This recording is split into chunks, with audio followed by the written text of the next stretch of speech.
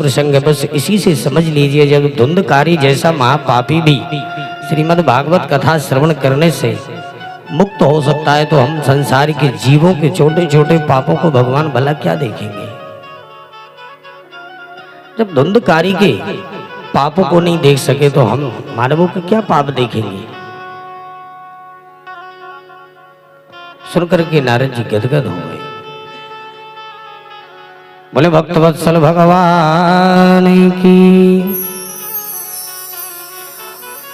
और अंत में एक प्रश्न और करते हैं। नारद जी कहते हैं प्रभु बस ये और बता दीजिए, कथा श्रवण करने की नियम क्या है। तो सनकादिकों ने सबसे पहले खर्चा ही बताया, क्योंकि हम लोग भी यही पंडित जी के पास जाते हैं। तो पंडित जी के पास जाते ही सबसे पहले एक ही बात पूछेंगे, महाराज कथा सुनने का तो बड़ा मन है, पर खर्च इसमें कितना आएगा। हमने तो 300 से भी ऊपर भागवत कर ली, और हमें तो जहाँ भी हम जाते हैं और जो भी लोग हमारे पास आते हैं पहले ही नंबर ये बात रखते हैं, महाराज जी कथा में खर्च कितना आएगा। बस ना जाने लोगों को खर्चे से क्या है, लोग खर्चे से बड़े डरते हैं। तो सनकादिकों ने भी सबसे पहले खर्चा ही बताया है। विवाहे यादृशं वित्तं तादृशं परिकल्पये। जैसे हम अपनी एक बेटी का विवाह बड़ी धूमधाम से करते हैं। अब बेटी के विवाह में यदि पूछा जाए बेटी के पिता से, तुम अपनी बेटी के विवाह में खर्च कितना करोगे, तो भला कोई बता सकता है। हर पिता अपनी बेटी का विवाह अपनी सामर्थ्य के अनुसार करता है। कोई 50,000 में, कोई 1 लाख में, कोई 5 लाख में, कोई 10 लाख में। जिस पिता की जैसी सामर्थ्य होगी उसी सामर्थ्य के अनुसार ही अपनी बेटी का विवाह करता है। उसी प्रकार श्रीमद् भागवत का भी बड़ी धूमधाम से खर्च करना चाहिए। दूसरी बात, हम अपनी बेटी के लिए सुंदर से सुंदर वर और बढ़िया से बढ़िया गुणवान और रूपवान देखते हैं। ऐसे ही जो भागवत प्रवक्ता हो, पंडित जी को भी देखो तो बड़ी प्रसन्न होना चाहिए, प्रशांत आत्मा। ऐसा नहीं कि 7 दिन भागवत ही मालूम चला विदाई की थे हम 2 जने लड़ भिड़ पड़े। आजकल जो ज्यादा वो, इसके पहले अभी हम एक भागवत करके आए हटा में भागवत करके आए। वहाँ एक हमें पुराना प्रसंग सुनने को मिला। बोले महाराज जी आप जैसे पंडित जी तो आए ही नहीं आज तक इस 10-12 गांव में। हमने कहा क्यों? बोले गुरु जी यहाँ पर एक पंडित जी आए थे, वो 7 दिन कथा सुनाए, 8वें दिन दक्षिणा की जैसी बारी आई तो वो लड़ने लगे। बोले हमें तो इतना चाहिए। अब यजमान की उतनी सामर्थ्य है कि नहीं है? और बोले महाराज जी आपको तो जितना दिया उतना ही, आप उतने में ही प्रसन्न हो। तो ब्राह्मण को सदा प्रसन्न होना चाहिए, मिले तो भी खुश, ना मिले तो भी खुश। और ऐसा भी नहीं कि बणे के जैसा, एक सत्यनारायण की कथा में लिखा है ना, एक बणे का अभिमानी हंसता हुआ दंडी भगवान ने पूछा तेरी नाव में क्या है? उसे लगने लगा ऐसा ना हो कि हमारा धन ही ये लेने आए हो। तो उसने अभिमान से कह दिया है हमारी नाव में तो लता पत्र बड़े हैं। ब्राह्मणों से कभी, संतों से कभी झूठ नहीं बोलना चाहिए। जो दिया है, जितना दिया है, जितना है, बस अपनी सामर्थ्य के अनुसार ही कार्य करना चाहिए। तो जैसी हम अपनी एक बेटी के लिए सुंदर और गुणवान रूपवान वर देखते हैं, ऐसे ही ब्राह्मण को होना चाहिए। देखने में भी अच्छा हो, दिखने के साथ साथ गुणवान भी हो। ऐसा नहीं कि देखने में तो महाराज जी ठीक ठाक लग रहा है पर कथा भी ठीक ही ठाक है। पता चला कि 7 दिन कथा हो गई, महाराज ने बढ़िया सुंदर कथा सुनाई, समझ में कुछ नहीं आई। तो बढ़िया ब्राह्मण भी वैसा हो जो समझाने में निपुण हो। वेदों का उसको ज्ञान हो, क्योंकि ब्राह्मण वही हो कि अपने साथ साथ अपने यजमान का भी कल्याण कर दे। ऐसा सुंदर से सुंदर और गुणवान व्यास की खोज करनी चाहिए। 7 दिन तक अपनी सामर्थ्य के अनुसार ही नियम लेना चाहिए। पहला नियम तो यह कि 7 दिन तक निराहार रह करके कथा सुननी चाहिए। नारद जी ने तो हाथ जोड़ लिया, बोले महाराज 7 दिन निराहार, तब तो सुन ली कथा। बोले महाराज यदि निराहार से काम ना चल पाए तो बोले पयपानम, सिर्फ 7 दिन तक दूध ही पान करो। बोले महाराज आने वाले समय में तो दूध चाय में डालने के लिए नहीं मिलेगा, आप पीने की बात कर रहे हो। फिर बोले जब दूध से काम न चल सके तो घृतपानम, सिर्फ घी पीना। बोले महाराज आप बड़ी अनोखी बात किए जा रहे हो। अरे जब दूध नहीं होगा तो घी कहाँ से आएगा? रोटियों में चुपड़ने की तो सामर्थ्य नहीं लोगों के पास होगी, आप पीने की बात कर रहे हो घी। तो बोले महाराज जब घी से काम न चल सके तो फलाहारम, बढ़िया चकाचक फल फूल खाओ। बोले महाराज यदि फलाहार से भी काम न चल सके तो बोले फिर फलाहारम, बढ़िया खूब चकाचक पेट भर के खाओ, कोई परेशानी नहीं।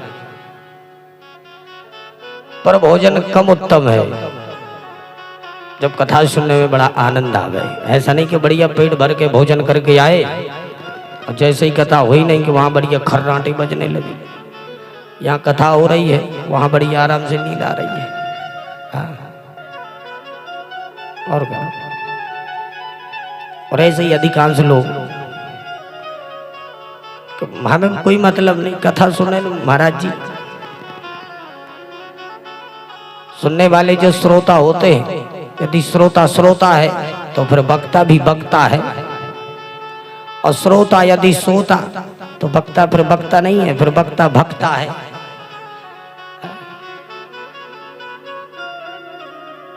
इसलिए कथा को बढ़िया भावपूर्ण से नियम लेना चाहिए।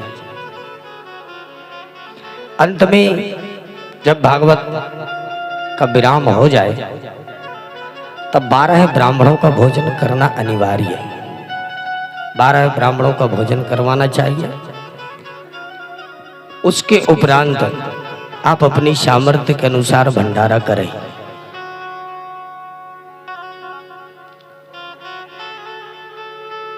नित्य प्रति जब भागवत का समापन हो तब अपने भवन की ओर बढ़िया प्रभु का नाम स्मरण कीर्तन भजन उनका उच्चारण करते हुए ही जाना चाहिए। ऐसा नहीं कि हम लोग यहाँ कथा सुने और कथा सुन के प्रसाद लेकर के बाहर निकले कि मालूम चला अपने बच्चों को ही गाली देने लगे, किसी से लड़ाई हो गई। प्रभु के भजन का मतलब है सदा उनका, जहां भी भागवत कथा यज्ञ अनुष्ठान हो रहा हो वहां से यदि अपने घर के लिए प्रस्थान करो तो बढ़िया प्रभु का नाम उच्चारण करते हुए घर आना चाहिए।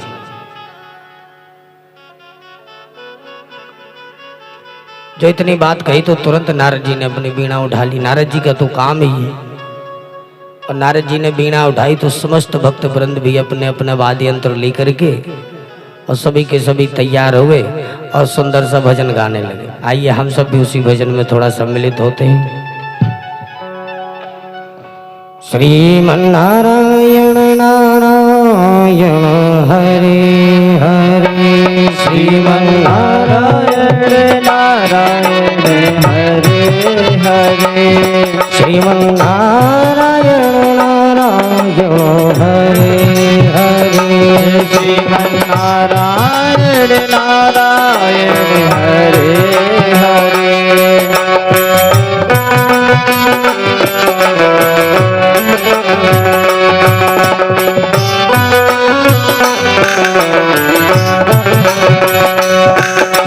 श्रीमन्नारायण नारायण हरे हरे, श्रीमन्नारायण नारायण हरे हरे।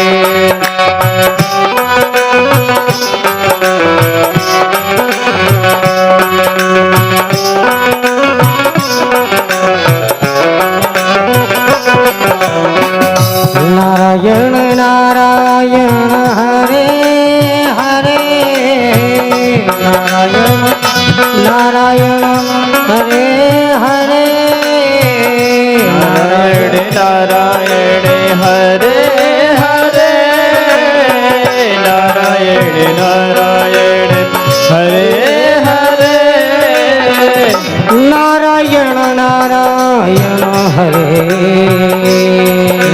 नारायण नारायण हरे हरे हे नारायण नारायण हरे हरे श्रीमन्नारायण नारायण हरे हरे श्रीमन्नारायण नारायण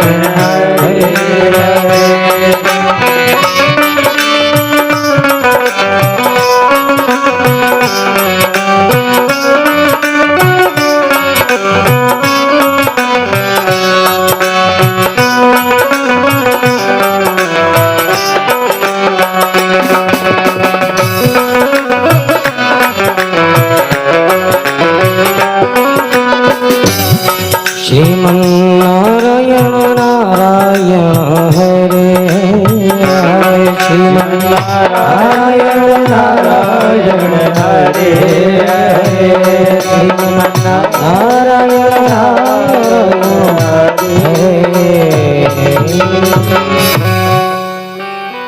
बोले श्रीमद्भागवत महापुराण की जय हो। इसी के साथ ही भागवत महात्मा को विराम। आइए प्रथम स्कंद में प्रवेश करते हैं। जन्माद्यस्य यतोन्वयादितर्थस्य चार्थेष्वभिज्ञस्वराट् तेने ब्रह्म हृदय आदि कवये मुह्यन्ति यत् सूरया तेजो वारि मृदाम यथा विनिमयो यत्र त्रिसर्गो मृषा धाम्ना स्वेन सदा निरस्तकुहकम् सत्यं परं धीमहि। तो श्रीमद् भागवत की शुभारंभ श्री सूत जी महाराज ब्रह्म सूत्र से शुभारंभ कर रहे हैं। आज सूत जी महाराज सुंदर सा मंगलाचरण कर रहे हैं। मंगलाचरण का मतलब प्रभु का ध्यान कर रहे हैं। तो किन प्रभु का ध्यान कर रहे हैं? तो श्रीमद् भागवत के प्रथम स्कंद के प्रथम श्लोक में 3 श्लोक हैं और 3 श्लोकों में 3 प्रकार से मंगलाचरण। प्रथम श्री सूत जी महाराज का, द्वितीय है व्यास जी महाराज का और तृतीय श्लोक में श्री सुखदेव महाराज का सुंदर सा मंगलाचरण है। सूत जी महाराज किसका ध्यान कर रहे हैं? तो किसी का नाम नहीं ले रहे। अच्छा, ध्यान कर रहे हैं तो किसी देवता का नाम तो होना चाहिए भाई। हम किस देवता का ध्यान कर रहे हैं? तो स्पष्ट कर रहे हैं किम ध्येयम, हम किनका ध्यान कर रहे हैं? तो नाम नहीं ले रहे। जब नाम नहीं है किसका ध्यान, तो फिर कर किसका रहे हो? तो स्पष्ट कह रहे हैं कि हम किसका नाम ध्यान कर रहे हैं? सत्यम परम धीमहि। सत्य स्वरूप भगवान श्री हरि का ही हम ध्यान कर रहे हैं। बड़े बड़े विद्वानों ने इसके 108 अर्थ किए, इससे भी और अनेक है।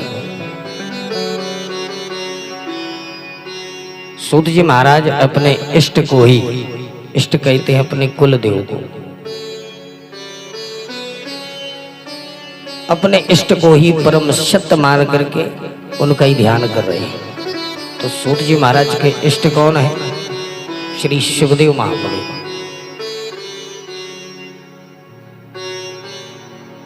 तो श्रीमद् भागवत का शुभारंभ ब्रह्म सूत्र से ही हुआ है।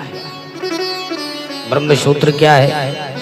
निगम कल्प तरोर गलितम सुखमुखाद मृतद्रव संयुतम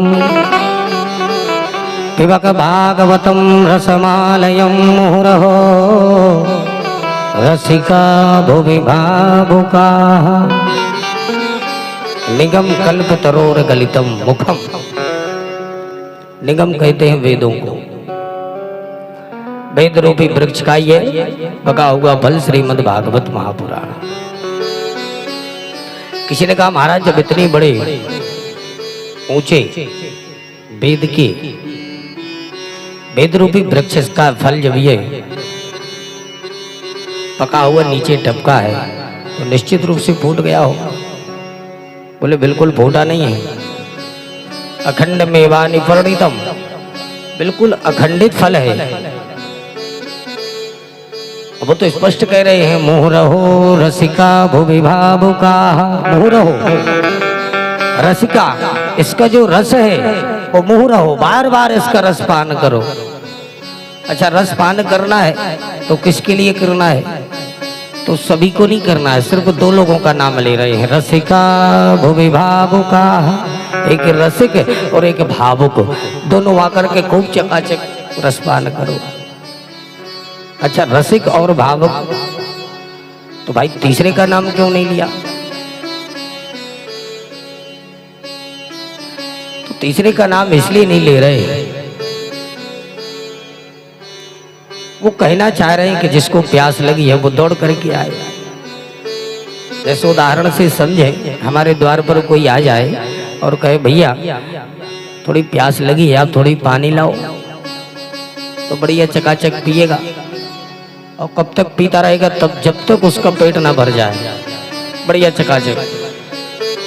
अब वो ये नहीं पूछेगा कि भैया ये पानी कहाँ का है, कुएं का है कि तालाब का है कि नदी का है कि कहाँ का है, कुछ नहीं पूछेगा। कल का है कि आज का है, इससे क्या मतलब? पेट भरने से मतलब, क्योंकि वो भावुक है। और एक है रसिक। रसिक कौन है?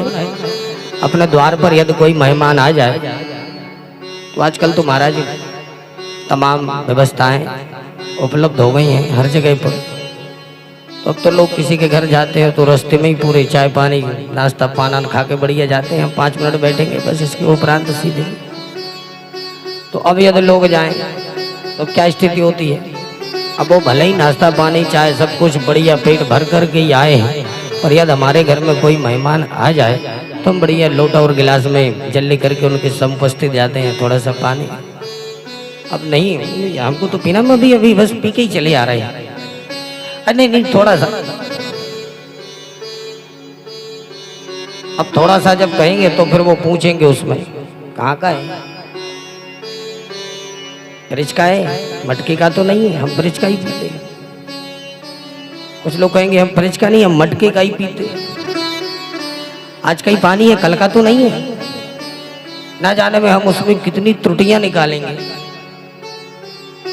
पर फिर भी हम उसके सामने ले जाएंगे। कहने का तात्पर्य एक भावुक और एक रसिक। यदि कोई द्वार पर आ जाए तो उसके लिए भी चकाचक, और जो भावुक है वो भी चलाए आवे तो उसके लिए भी चकाचक। रसिका भुवि भावुका, दोनों आकर के खूब चकाचक इस रस का पान करो।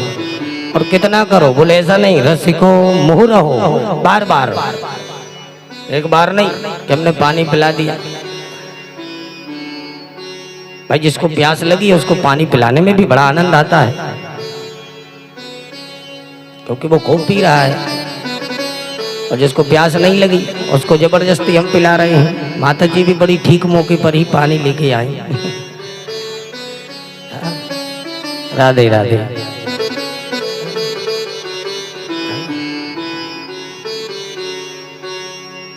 नहीं, हमारी थोड़ी प्रक्रिया ही अलग है पीने की।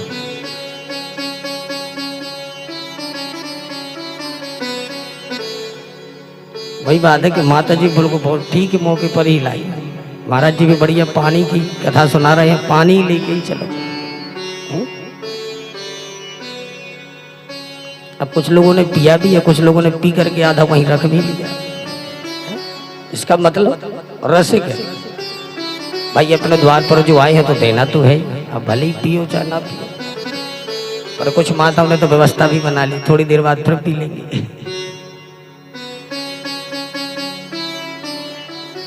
तो रसिका और भावुक इन दोनों के लिए ही उदाहरण से, जैसे हमने किसी को बुलाया तो वो भी आया, और यदि मालूम चला किसी को भैया ठाकुर साहब के यहाँ श्रीमद् भागवत कथा एक पंडित जी आए हैं करने के लिए, चलो थोड़ी सी हम भी सुने आवे।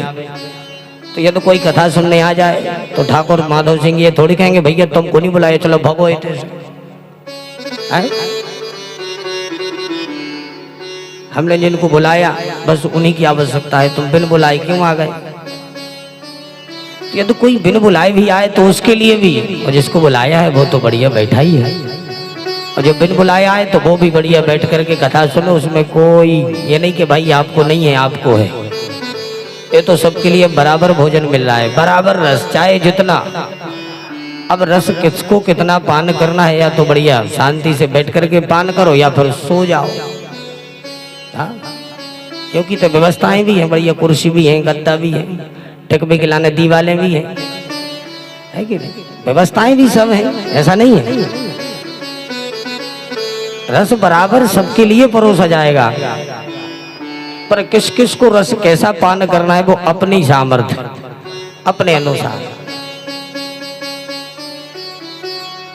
मोह रहो रसिका भुवे भावुका, हे रसिक जन और हे भावुक जन सीधे आइए और आकर के इस रस का पान करिए।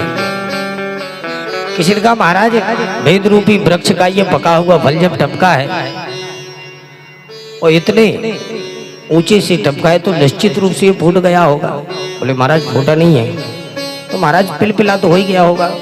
बोले नहीं, शिष्य प्रशिष्य परंपराया है, ये शिष्य प्रशिष्य शिष्यों के द्वारा धीरे धीरे कर करके आया है।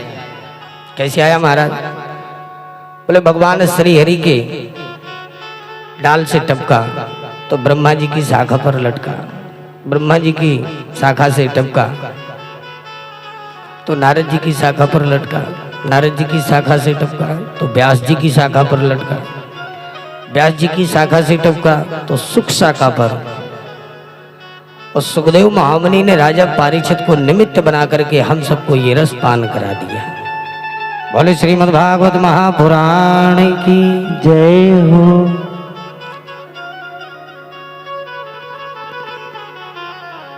अच्छा महाराज आप कह रहे हो कि इसमें रस ही रस है, अब ये मीठा है कि खट्टा है, कैसा है?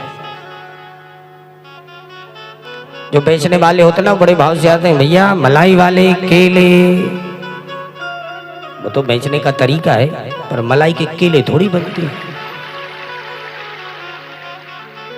पर यदि उनको बड़े भाव से देखा जाए तो मलाई जैसे ही होते हैं, पर मलाई की नहीं है, वो मलाई जैसे है। एक बेच रहा था, बोले तरबूज शक्कर से मीठे, लोगों की लाइन लग गई महाराज खरीदने की। सब लोगों ने बढ़िया एक एक दो दो तरबूज खरीदे, खरीद करके घर ले गए। घर जा करके उसको बढ़िया अमलियां करके पाने लगे तो बिल्कुल कोई मिठास नहीं। वहां से लोग पुनः वापस आए, बोले भैया तुम तो बड़े भाव से बेच रहे थे, तरबूज शक्कर से मीठे। बोले आपने सुना तो, पर सुन करके हमारे शब्दों पर गौर नहीं किया। हम तो कह ही रहे थे तरबूज शक्कर से मीठे, आप तरबूज को बढ़िया अमलियां करके उसमें शक्कर डालो तब मीठे। तो बेचने का तरीका होता है। ऐसे ही महाराज आपका फल है तो आप तो कहोगे ही, क्या प्रमाण है कि आपका फल ये मीठा है? तो उसका भी ये गारंटी है। बोले महाराज निश्चित रूप से मीठा इसलिए है, सुख मुखाद मृत ध्रुव संयुतम। सुखदेव महामुनि अर्थात एक फलों का पारखी जो होता है पक्षी, उसका नाम है तोता। तोते रूपी पक्षी की श्रीमद् भागवत कथा रूपी फल में भी उसकी चोंच लग गई। और एक फल होता है ना, किसी भी फल में यदि तोते की चोंच लग जाए तो समझ लो गारंटी से वो महाराज मीठा निकलता है। ऐसा ही भागवत रूपी फल में भी सुखदेव महामुनि की चोंच लगी हुई है, इसलिए गारंटी से ये मीठा है। खूब चकाचक रस पान करो, इसमें छिलके की कुछ नहीं है और मीठे की गारंटी है। सुख मुखाद मृत द्रव संयुतम। सुखदेव महामुनि ने इस भागवत रूपी फल में भी अपनी चोंच मार दी। बोले महाराज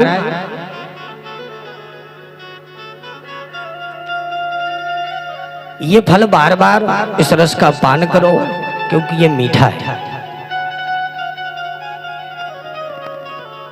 आज सूत जी महाराज सुखदेव महामुनि का ध्यान करते हुए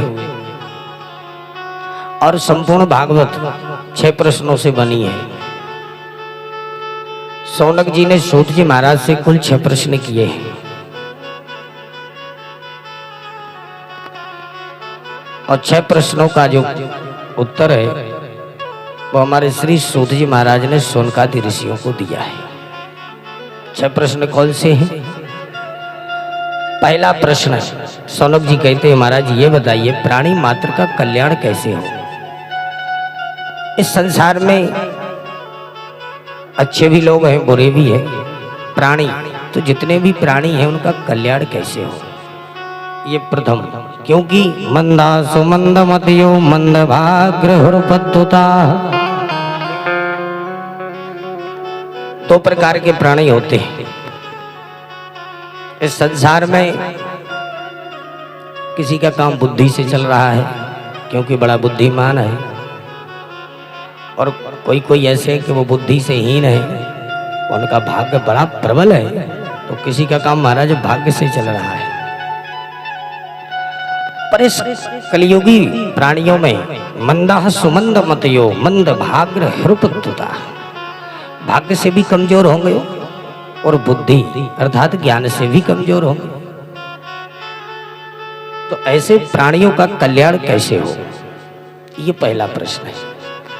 दूसरा प्रश्न शास्त्र बहुत है तो इन सब शास्त्रों का स्वाध्याय करने के लिए मनुष्य के पास समय तो रहेगा नहीं। 4 वेद 6 शास्त्र 18 पुराण उपनिषद इत्यादि, तो इन सब का स्वाध्याय करने का समय कहाँ है।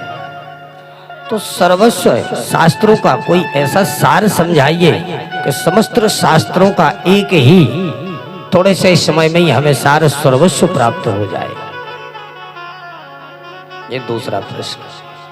तीसरा प्रश्न भगवान यदि सर्वशक्तिमान है तो भगवान को इस धराधाम पर अवतार लेने की क्या आवश्यकता पड़ती है, और भगवान यदि इस धराधाम पर आते हैं तो क्यों आते हैं, किस लिए आते हैं, ये तीसरा प्रश्न।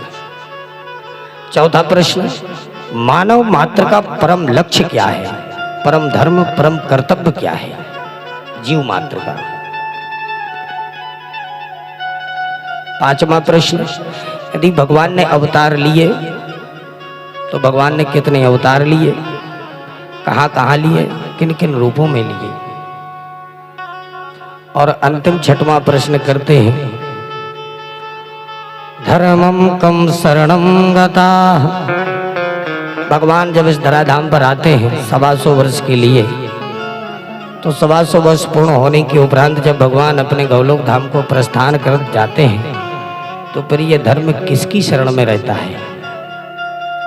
ये 6 प्रश्न श्री शौनक जी महाराज ने किए, जिन 6 प्रश्नों का संपूर्ण भागवत में श्री सूत जी महाराज ने सुंदर सा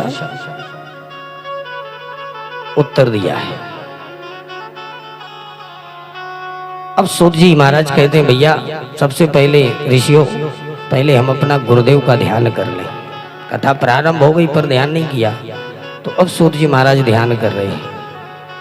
यम प्रव्रजन्तमनुपेतमुपेत कृत्यम द्वैपायनो विरह कातरया जुहावा पुत्रेति तन्मयतया तर्वो भिनेदो तम सर्वभूत हृदयं मुनिमानतोस्मि। सूत जी महाराज के गुरु कौन है? श्री सुखदेव महामुनि। सुखदेव महामुनि कैसे हैं? यम प्रव्रजन्तम अनुपेत कृत्यम, जो जन्म लेते ही सीधे घनघोर जंगल में निकल गए।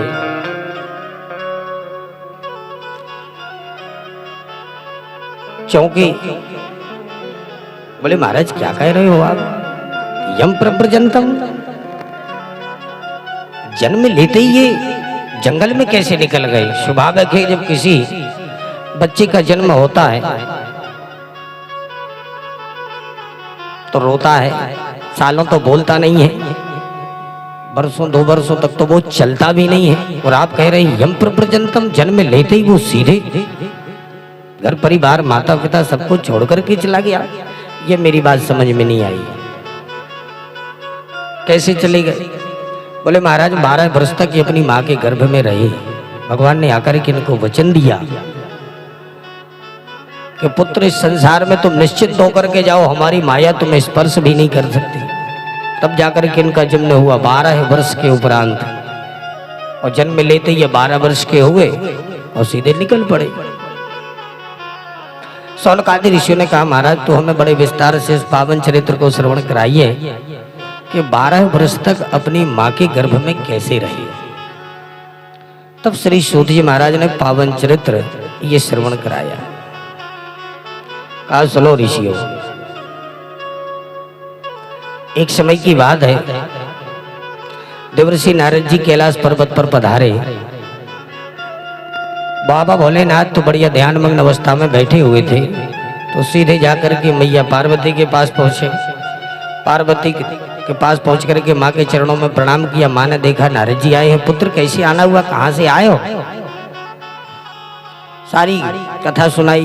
अरे मैया आप तो जानती हो अपने बालक के लिए इधर से उधर घूमता हुआ, अपने राम जी कहीं रोक सकते नहीं, इसलिए आज मन में सोचा चलो माता जी के पास चलते हैं। क्या बताएं माता जी, सारे संसार में मैंने ना जाने कहाँ कहाँ भ्रमण किया, पर अपने राम जी को कहीं शांति नहीं मिलती। जहाँ भी जाओ वहाँ अशांति अशांति, ना जाने क्या क्या है।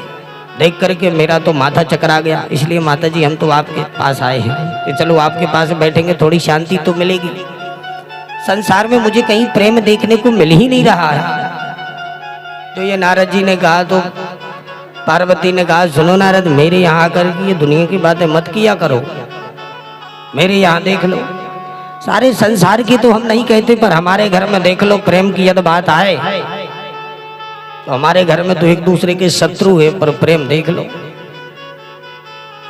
प्रेम का तो कोई ठिकाना ही नहीं है। अब हमारे ही देख लो, हमारा जो वाहन है वो क्या है? सिंह है। हमारे भोले बाबा का वाहन क्या है? बैल है। अब बताओ, बैल भी और सिंह दोनों एक जगह बंधे हुए हैं, दोनों एक जगह बंधे बंधे बढ़िया अपना कार्य कर रहे हैं। और देखिए हमारे भोले बाबा स्वामी के गले में भुजगेंद्रहारम, काले काले सर्प पड़े हुए हैं, बड़े विषैले। और हमारा एक पुत्र है गणेश, जिसका वाहन चूहा। अब चूहा यदि सर्प को दिख जाए तो जीभ लप लप लाने लगता है कि हमारा भोजन मिल गया। और एक हमारा पुत्र है कार्तिकेय, जिसका वाहन मोर। यदि मोर के लिए सर्प दिख जाए तो गप से चोंच में लेकर के चला जाता है। अब देखिए यहाँ पर चूहे भी डोल रहे हैं, सर्प भी डोल रहे हैं, मोर भी बढ़िया यहीं पर किलोल कर रहे हैं। आप भला हमारे घर में आकर के ये कह सकते हैं कि हमें दुनिया में प्रेम नहीं दिखाई दे रहा है? हमारे घर में देख लो एक दूसरे के शत्रु, और फिर भी बढ़िया प्रेम बराबर इनका बरस रहा है। कैसे कह सकते हो? अब नारद जी को मन में लगने लगा कि माता जी कुछ ज्यादा ही तारीफ कर रही हैं अपने घर की। नारद जी ने कहा तब तो मैया भोले बाबा भी आपसे बहुत प्रेम करते होंगे। अरे नारद अब वो तो पूछो ही मत, हमारे स्वामी, अब उनकी तो जितनी बात कहो उतनी कम है। वो तो हमसे इतना प्रेम करते हैं, इतना प्रेम करते हैं कि भजन करते समय यदि किसी भगवान की जिस अवस्था में जिस रूप का दर्शन करें तो वो वहां से आकर के मुझे बता देते हैं कि देवी जी आज तो मैंने प्रभु का इस रूप का दर्शन किया है। जितना भजन करते हैं वो मुझे आकर के बता देते हैं देवी आज तो मैंने इतना भजन किया है। मेरे भोले बाबा तो ऐसे बिल्कुल भोले भाले हैं, बिल्कुल सीधे सच्चे। आज तक उन्होंने हमसे कोई भी बात नहीं छुपाई। वो तो हमसे इतना प्रेम करते हैं नारद के पूछो ही मत। अब तो नारद जी को लगने लगा माता जी कुछ ज्यादा ही तारीफ कर रही है, और हमारे होते हुए तारीफ तो फिर हम नारद ही झूठे। नारद जी ने तुरंत, अब मैया ये सब दिखावे का प्रेम है। अरे जब आपके स्वामी जब आपसे इतना प्रेम करते हैं तो आपको तो सब बता ही देते हैं, तो एक बात तो बताई दी होगी कि जो ये गले में मुन्नों की माला ही ये किसकी है। अब पार्वती मैया की खोपड़ी घूमी, अरे नारद जी ये तो कभी बताया ही नहीं। बस माता जी हो गया ना प्रेम, इसलिए मैं कह रहा था मैया ये सब दिखावे का प्रेम है, कहीं कुछ नहीं है। यदि आपसे इतना प्रेम करते होते तो आपको सब नहीं बता देते, भला ये क्यों नहीं बताया। सुनते ही बिल्कुल समझ लो सकल पर 12 बज गए हो। जो 12 बजे नहीं, पार्वती जी के मुखार बिन पर नारद जी ने देखा, नारद जी समझ गए काम बन गया, खिसक लो, यार रुकने से कोई फायदा नहीं। ठीक है मैया जी, अब मैं पुनः, अब तो चलता हूँ, अब अपने राम जी को तो आप जानते हैं सांप लगा हुआ है, 2 घड़ी से ज्यादा टिकने वाले नहीं। फिर पुनः कभी आऊंगा तो आपके पास बैठ करके बड़ा खूब सत्संग करेंगे। और चरणों में प्रणाम करके नारद जी चल दिए। जो नारद जी यहाँ से चले तब तक वहां पर समाधि, नेत्र खोले बम भोले, और जो बम भोले तो भोले ने भी नेत्र खोले, और जो खोले नेत्र नारद जी पर नजर पड़ गई। नारद जी को देखा, नारद जी ने चोरी से देख तो लिया, पर नारद जी को लगने लगा कि अभी यहाँ ना किसको, सीधे चलो। पर भोले बाबा ने कहा, अरे नारद जी कहाँ भागे जा रहे हो, अरे आइए आइए आइए। जो भोले बाबा ने आवाज लगाई सो नारद जी बोले, प्रभु अब अपने दास को क्षमा करिए, अब आप तो जानते हैं बड़ी देर से पहले आया था, माता जी के पास बैठ करके खूब सत्संग किया है।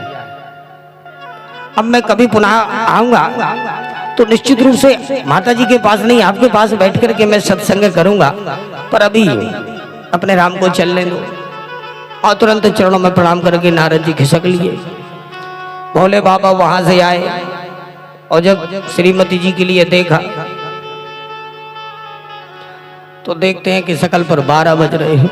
भोले बाबा समझ गए नारद जी आए तो यही ना कुछ गड़बड़ करके गया है। वैसे आजकल तो हर घर में ही का तो नारद है, पूछो ही। हाँ? यदि किसी के घर में लड़ाई ना होती हो तो बच्चे ही अपने मम्मी पापा की लड़ाई करवा देते हैं। हाँ? अब तो ऐसे हर घर में हो गए। और वैसे अब बच्चों की तो आवश्यकता है नहीं लड़ाई करवाने की। पहली बात तो वो दोनों ही इतने मजबूत होते हैं कि 2-4 दिन में यदि उनके बाक युद्ध ना हो जाए तब तक महाराज भोजन ही हजम नहीं होता है दोनों को। हाँ? कहाँ थे, क्या करते रहे। अच्छा, लोगों के पास भी कोई 2 ही शब्द हैं। यदि देवियों ने पूछा कहाँ थे, यहीं थे। अब ना जाने वो यही कहाँ तक है। हाँ, मालूम चला कि वो पूरे जबलपुर का चक्कर लगा के आ जाएंगे, पर पूछेंगे घर वाले तो पर यही थे ये। अब दूसरा प्रश्न, क्या करते रहे, कुछ नहीं, बस। भले ही किसी के पास 2 घंटे बैठ के बढ़िया गच्चरने लगी हो, पर करते क्या रहे, कुछ नहीं। कहाँ थे, यही थे, बस। इसी बात पर लड़ाई हो जाती है। तो आजकल नारद जी की भी कमी नहीं है, हर घर में 2-4 एक आध तो निश्चित ही होता है। बोलो राधे राधे। तो नारद जी बोले बाबा समझ गए थे नारद आया था ना, यही कुछ ना कुछ गड़बड़ करके गया है। अब बोले बाबा ने समझा, रही देवी जी क्यों ऐसे मुखार बिंदु को लटकाए बैठी हो, क्या कारण है, हमें बताओ। तब पार्वती जी बोली, आज हमें सब पता चल गया तो आप हमसे कितना प्रेम करते हो, चलो हटो यहाँ से, हमें आपसे बात नहीं करनी है। आज नारद जी मुझे सब कुछ बता करके गए हैं। बोले बाबा तो कहने लगे, हम तो पहले ही समझ गए थे कि नारद जी करके गए हैं, तुम क्यों बता रही हो, हमने ऐसा कौन सा कार्य किया है जिससे ये मुंह लटक गया है, अरे हमें बताओ तो। तब पार्वती जी ने हाथ जोड़ करके निवेदन किया। तब गिरिजा पूछने लगी, 2 जोड़ के हाथों मुंडमाल धारण करें, का कारण से नाथ। अरे श्रीमान जी ये तो बताइए, मुन्नों की माला किसके, ये जो दाने में बढ़िया सिर के बनाए लटकाए घूम रही है, किसके सिर हैं, आज तक आपने बताया। बोले बाबा ने कहा ये बात है, लो अरे देवी जी ये किसी और के सिर नहीं है, सब आपके ही सिर हैं। मेरे सिर? मैं जिंदा बनी बैठी हूँ, मेरे सिर आपके गले में, ये कहां से आ गए? तब भोले बाबा ने कहा अरे देवी जी आप जब जब भी इस धराधाम पर आई, आपका जन्म हुआ तो विवाह मेरे ही साथ हुआ, और इस संसार को छोड़ करके जब आप गई तो आपका सिर काट करके मैंने अपनी माला का एक दाना बना लिया और आपके शरीर को जला दिया। जलाने से जो ये शरीर में भस्म लगी है ना, ये सब आपके चिता की भस्म है। मैं तो आपसे इतना प्रेम करता हूँ और आप कहती हो कि हमसे आप प्रेम नहीं करते। पार्वती जी बोली इसका मतलब तब तो आप और महाकपटी हो, हमसे प्रेम थोड़ी करते हो। अच्छा स्वामी हम ही मरते जीते रहे, तुम नहीं आज तक एक बार मरे, एक आध बार आप भी मर जाते हैं, आप क्यों नहीं मरे? हमें हमारे पीछे जीना मरना क्यों लगा रहा? तब भोले बाबा ने कहा अरे देवी जी हम अमर कथा श्रवण किए हुए, इसलिए हम अमरनाथ बने बैठे, हम मरने वाले नहीं। तब तो पार्वती जी ने कहा नहीं अब तो हमें भी अमर कथा सुनाओ। हाथ धोकड़ के पीछे पड़ गए, नहीं स्वामी अब तो अमर कथा हमें सुनाइए। बोली ठीक है अमर कथा सुना तो देंगे, पर उसमें कुछ शर्तें हैं। क्या है? बोले जब हम अमर कथा सुनाते हैं तो नेत्र बंद करके सुनाते हैं ध्यान अवस्था में, और दूसरी शर्त यह है कि जब हम कथा सुनाएंगे नेत्र बंद किए रहेंगे तो हमें मालूम कैसे होगा कि आप सुन भी रही हो कि नहीं। इसलिए आपको प्रति उत्तर में हूं का देना पड़ेगा कि हमें हुक्का की आवाज जब हमारे कर्णपुटों से, जब हमें कानों से सुनाई देगी तो हमें मालूम चलेगा कि हाँ सुनने वाला भी सुन रहा है। बोले बिल्कुल स्वामी, शर्त मंजूर हो गई। बोले कथा भी उस समय जहां सुनाएंगे जहां हमारे और आपके अतिरिक्त तीसरा कोई भी ना हो। बोले बिल्कुल। सीधे घनघोर जंगल में चल दिए। अब वहां पर सिर्फ भोले बाबा और पार्वती जी, तीसरा कोई भी नहीं। घनघोर जंगल में पहुंच गए, डमरू का नाद किया, उसकी ध्वनि जब सारे जंगल में गूंजी तो उस ध्वनि के सुन सुन करके ही सारे जीव जंतु अपने अपने उस जगह को छोड़ करके अन्यत्र पलायन कर गए। पार्वती जी ने कहा ठीक है देवी जी आप देख करके आओ कोई है तो नहीं है। पार्वती जी ने देखा चारों तरफ, जब कोई नजर नहीं आया बोले स्वामी कुछ नहीं है, अब तो आप निश्चिंत होकर के कथा सुनाइए। बोले ठीक है। ध्यान अवस्था में बैठे, कथा प्रारंभ हो गई। कथा प्रारंभ हुई,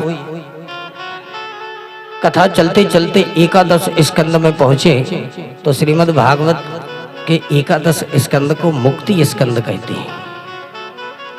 और मुक्ति स्कंद सबके समझ में नहीं आती। जो ये श्रीमद् भागवत का 11वां स्कंद है ये बड़ा विचित्र है। इसका जो रहस्य है वो सबके समझ में नहीं आता। बड़े सावधान होकर के ध्यान पूर्वक से जब सुनो तब समझ में आता है। तो जैसे ही एकादश स्कंद में प्रवेश हो गए और मुक्ति का जब साधन बताने लगे, उसी समय पार्वती जी को नींद आने लगी। और जो नींद आने लगी तो उसी बरगद में एक घोंसला था, उसी में अंडा था तोते का। अंडा तो माँ ने पहले ही देख लिया था, पर माँ लगने लगा कि अंडा कहाँ जाए, और कथा में इसका कोई रोल भी तो नहीं है, कर भी क्या सकता है। उस पर कोई विचार ही नहीं किया। पर अमर कथा के प्रभाव से वो सनय सनय अंडा में नन्हा सा सुख आ गया। प्रभु की कृपा से वो बढ़िया हष्ट पुष्ट होता हुआ जन्म भी हो गया। उसी का पान करते करते बढ़िया तंदुरुस्त होता बड़ा भी हो गया। और पक्षियों में एक तोता ही ऐसा पारखी होता है कि जैसे ही उसको पढ़ाओ वो वैसे ही पढ़ जाता है। उसने देखा कि मैया तो बढ़िया होका दे रही है तो सो गई, और भोले बाबा कथा सुना रहे हैं। यदि हमने होका ना दिया तो निश्चित रूप से ये कथा भी यहीं पर स्थगित हो जाएगी। तो तुरंत ही वही माता मैया की शैली में ही उसने हुक्का देना प्रारंभ कर दिया। और जो हुक्का चलता रहा तो भोले बाबा की भी कथा चलती रही। जैसे ही कथा 12 स्कंद पूर्ण हुए नहीं और बड़ी जोर से जयकारा लगाया, बोले श्रीमद् भागवत महापुराण की। और जो जयकारा लगाया तो झटपटा करके नेत्र खोले। बोले स्वामी हो गई कथा? बोले हो तो गई अमर कथा। बोले फिर स्वामी वो राजा कैसे उनका कल्याण हुआ? बोले क्या कह रही हो, कैसे कल्याण हुआ, इसका मतलब? बोले स्वामी अब मैं क्या बताऊं, मुझे नींद आ गई थी ना, इसलिए मैं सुन नहीं पाई। आधी कथा तो सुनी पर मुझे नींद आ गई। बोले बाबा ने कहा नींद आ गई? क्या कह रही हो देवी, हमारे पास प्रति उत्तर निश्चित रूप से आता रहा और आपको नींद आती रही, इसका मतलब हमारे और तुम्हारे अतिरिक्त भी कोई तीसरा सुन रहा है। तुरंत बोले बाबा ने डमरू उठाई, डमरू बजाई, और जो डमरू बजाई नहीं और जैसे ही तोते के कान में पड़ी तो तोते ने भी प्राण बचा के भागना प्रारंभ किया। और जो प्राण बचा के भागना प्रारंभ किया, नजर भोले बाबा की पड़ी तोते पर तो पीछे से त्रिशूल छोड़ दिया। अब आगे तोता, पीछे त्रिशूल। तीनों लोकों में चक्कर लगाए, भ्रमण करते करते तोता तो थक गया। तीन लोक में तोता भागो को न ओखो बिलमावे। शिव जी ने त्रिशूल छोड़ दियो तोता खा पछयावे। आगे तोता महाराज, पीछे त्रिशूल। तोता पीछे मुड़ के देखे तो त्रिशूल। तोता ने कहा आज बचने वाले नहीं, आज गारंटी खत्म। देखते कि आगे चल करके ऋषि पत्नी अथवा व्यास पत्नी, व्यास जी की पत्नी ऋतुदान से निवृत्त होकर के छाजे पर बैठ करके अपने केसों को सुखा रही थी। केसों को सुखाई रही थी कि उसी समय जमुआई आई। जमुआई जब आती है तो मुंह खुल जाता है, इतना विशाल। जैसे ही मुंह खुला और जब खुले हुए मुख के द्वार को देखा तो देखते ही बड़े द्रवीभूत हुए। बोले हे प्रभु, बस ऐसा तो अब कहीं पर मिलने वाला है नहीं, इससे अच्छी छुपने की जगह। तो तुरंत ही तोता ने मुख द्वार से सीधे उधर में प्रविष्ट हो जाते हैं। जैसे ही प्रविष्ट हुए तो त्रिशूल वहीं पर स्थगित हुआ। जो त्रिशूल रोका तो भोले बाबा भी दौड़े भागे वहीं पर प्रकट हुए। जो भोले बाबा प्रकट हुए तो व्यास जी ने देखा भोले बाबा, तुरंत आकर के भोले बाबा के चरणों में प्रणाम किया। बोले धन्य भाग प्रभु, हमारे बिन बुलाए भोलेनाथ दास की कुटिया में पधारे, कैसे प्रभु आना हुआ? बोले आपके घर में हमारा शत्रु है। शत्रु है महाराज? ये कहाँ आ गया शत्रु? बोले आपके घर में नहीं, आपकी पत्नी के पेट में।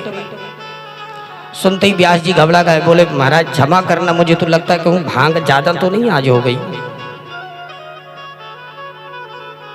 हमारी पत्नी के पेट में आपका शत्रु? कैसे महाराज ये शत्रु? बोले उसने चोरी की है, मैं उसको छोड़ने वाला नहीं। बोले महाराज चोरी? अब तो निश्चित रूप से लग रहा है महाराज आप कुछ ज्यादा ही भांग लेके आया। रहने के लाने झोपड़ी नहीं है। अब जब झोपड़ी नहीं है तो खजाना कहाँ होगा? तो महाराज भला इसने काय की चोरी की है? आपके आभूषणों की। आपके आभूषण भी ऐसे खतरनाक है कि लोग देख के ही डर जाते हैं। भज गए इंद्रहारम, सांप तो तैया बिच्छू ये लटके हुए हैं सारे शरीर में, तो भला चोरी काय की लोग करेंगे? वो आप कह रहे हो ये चोर है? अरे बोले ऐसा वैसा चोर नहीं, बड़ा वज्र का चोर है। देखो ना ये हमारी अमर कथा की चोरी करके भागा, इसलिए मैं इसको छोड़ने वाला नहीं। अमर कथा महाराज? बोले आपको मालूम नहीं है, अमर कथा को जो श्रवण कर लेता है वो कभी मरता नहीं है, अमर हो जाता है। और इसने चोरी से श्रवण किया इसलिए मैं छोड़ने वाला नहीं। अब व्यास जी ने कहा प्रभु मुझे आपकी भाषा ही समझ में नहीं आ रही। एक तरफ तो आप कह रहे हो कि अमर कथा सुनने वाला मरता नहीं है, दूसरी तरफ आप कह रहे हो इसने चोरी से श्रवण किया इसलिए मैं छोड़ने वाला नहीं। अब मार दिया जाए कि छोड़ दिया जाए, क्या किया जाए? तब भोले बाबा को ध्यान आया, अरे महाराज ये तो मैं भूल गया था, अमर कथा को जो श्रवण कर लेता है वो मरता नहीं है। चलो जोई राम सोई राम। और सीधे वहां से भोले बाबा भी अपने पुनः कैलाश पर्वत के लिए प्रस्थान किए। अब यहाँ पर जैसे ही 9-10 मास पूर्ण हो जाते हैं तो व्यास जी ने सोचा कि अब तो समय आ ही गया है, पर यहाँ पर 1 वर्ष हो गई, 2 वर्ष हो गई, 3 वर्ष हो गई, धीरे धीरे 12 वर्ष हो गई। व्यास जी निवेदन करते हैं, पुत्र बाहर निकलो। कहते हैं पिताश्री मैं संसार में नहीं आऊंगा। क्यों? बोले जो ये संसार है ये प्रभु की माया है, जब तक हमें प्रभु आकर के वचन नहीं देंगे तब तक मैं संसार में जन्म ले लूंगा। तब व्यास जी महाराज ने प्रभु की प्रार्थना की, निवेदन किया, हे प्रभु आकर के हमारी रक्षा करो। तब प्रभु प्रकट हुए। प्रभु ने जाकर के सुखदेव महामुनि को वचन दिया कि हे पुत्र निश्चिंत रूप से तुम इस संसार में जाओ, मेरी माया तुम्हें स्पर्श भी नहीं कर सकती, ये मैं तुम्हें वचन देता हूं। तब जाकर के 12 वर्ष के उपरांत जब प्रभु ने वचन दिया तब जाकर के सुखदेव महामुनि का जन्म होता है। बोले सुखदेव भगवान की। जैसे ही सुखदेव महामुनि का जन्म हुआ, जन्म लेते ही 12 वर्ष के और सीधे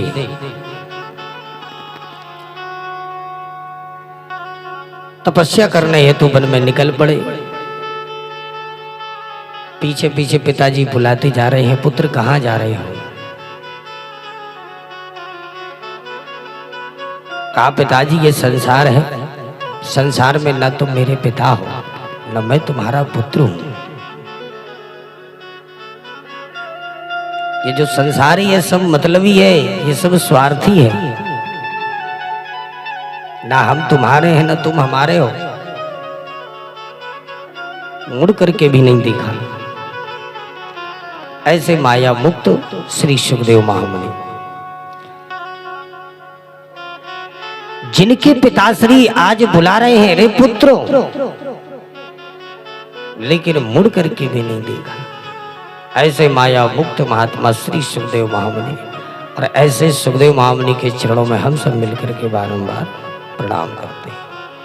बोले श्री सुखदेव भगवान की जय हो।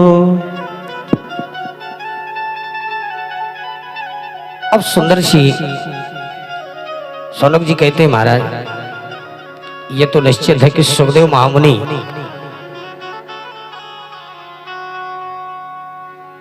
आज भी बैठक सही नहीं बनी है।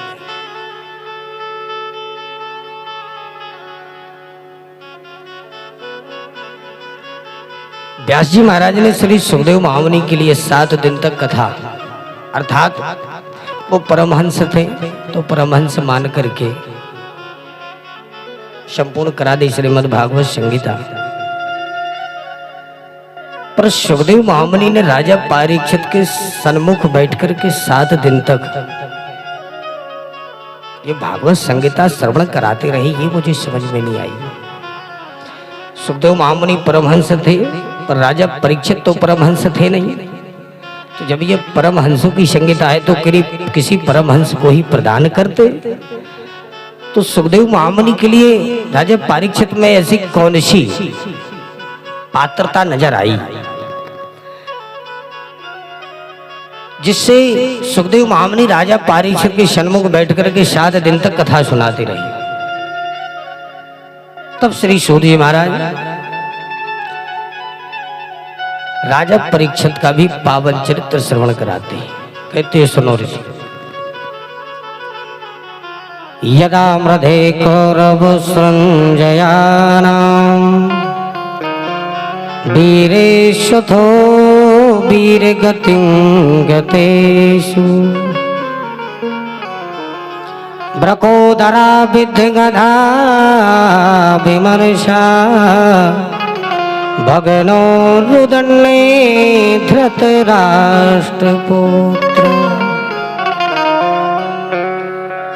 जिस समय महाभारत का अंतिम युद्ध हुआ दुर्योधन और भीमसेन के बीच, भीम ने अपनी विशाल भुजाओं से दुर्योधन को मार मार करके जब घायल अवस्था में दुर्योधन को छोड़ करके अपने शिविर में लौटे, तो आज दुर्योधन घायल अवस्था में रणभूमि में पड़ा हुआ है। दुर्योधन का परम मित्र अश्वत्थामा आकर के जब अश्वत्थामा ने देखा तो दुर्योधन की दशा को देख करके द्रवीभूत हुआ, सहानुभूति दुख की प्रकट करने लगा। तब दुर्योधन ने कहा अब जो होना था तो हो गया, पर तुम हमारे लिए क्या कर सकते हो ये बताओ। महाराज सबसे बड़ा दुख मुझे ये है कि शत्रु माच पात्र थे 5, उनमें से एक भी नहीं मरा, और हम 100 भाई थे, 100 में से आज एक भी नहीं बचा। 5 शत्रुओं में से यदि एक भी इस संसार को छोड़ करके चला गया होता तो मन को थोड़ी शांति तो मिलती। अश्वत्थामा सब समझ गया, कहने लगा मित्र मैं तुम्हारी परिस्थिति को समझ गया, तुम क्या चाहते हो अभी देखो। तुरंत ही रात्रि में उसने योजना बनाई, और योजना बनाते ही बजे की रात्रि थी तो भगवान भी समस्त अपने पांडवों को लेकर के कहा सुनो पांडवों, ये हमारी बजे की रात्रि है, चलो चल करके शिविर से कहीं दूर बढ़िया पिकनिक पार्टी मनाएंगे।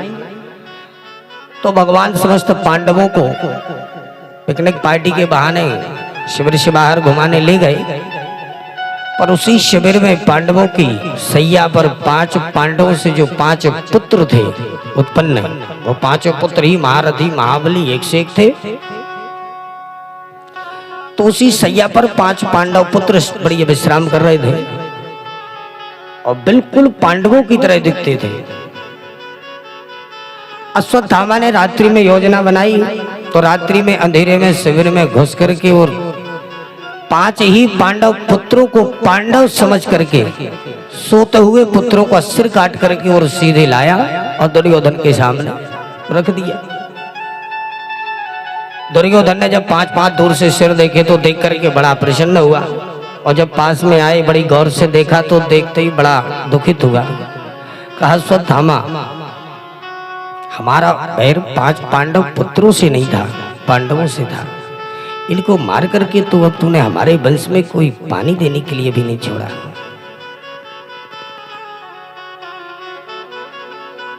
जो ये बात कही तो अंत में दुर्योधन अपने 5 ही पांडव पुत्रों की जब ये दशा देखी तो उससे दुख सहा नहीं गया, तो सीधे अपनी छाती को ठोकते हुए सीधे प्राणांत को ही प्राप्त हो गया।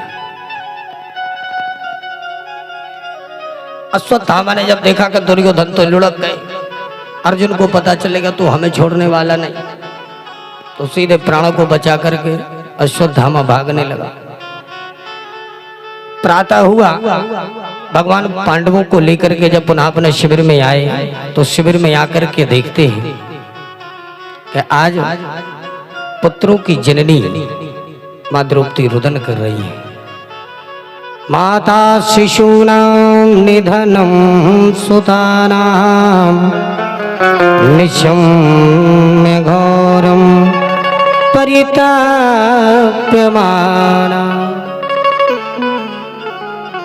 आज माता द्रौपदी रुदन कर रही है, रोती हूं। जब द्रौपदी को देखा तो देखते ही अर्जुन क्रोध में भर गए, बोले देवी आपके आंखों से ये आंसू अच्छे नहीं लगते, आप छत्राणी हो, वीर पुत्रों की जननी हो, आपको रोते देख करके मुझे अच्छा नहीं लग रहा है। मैं तुम्हें वचन देता हूं, गांडी उठा करके शपथ ली, हे देवी रोइए मत।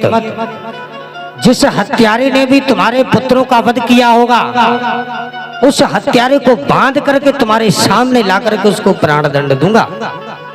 आप छत्राणी हो, आपको रोना उचित नहीं।